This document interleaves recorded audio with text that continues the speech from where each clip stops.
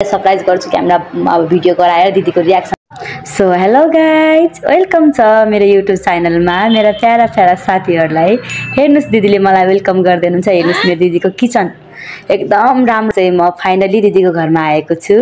हेर्नुस् दिदीले मेरो लागि भनेर यति राम्रोसँग देखेर खुसी भइसक्यो। हेर्नुस् दिदी चलाउँदै हुनुहुन्छ, हेरी भनेर भन्दै हुनुहुन्छ। अनि यो साइडमा पानी उम्लिरहेछ अनि थोरै तेल हाल्नुभयो किनकि यसमा त्यो चाउमिन हाल्ने। अनि चाउमिन हेर्नुस्, हेर्न सक्नुहुन्छ। अनि यतातिर पानीमा अब चिसो अनि त्यो चप्किँदैन नि त, त्यसलाई पानीमा यसरी हालिदिनु। रुको जरा सबर करो। आज म आउँदैछु भनेर यति धेरै पुरा सरप्राइजको लागि पुरा प्लान गरेर पुरा रेडी गरेर राख्नु भयो रहेछ क्या।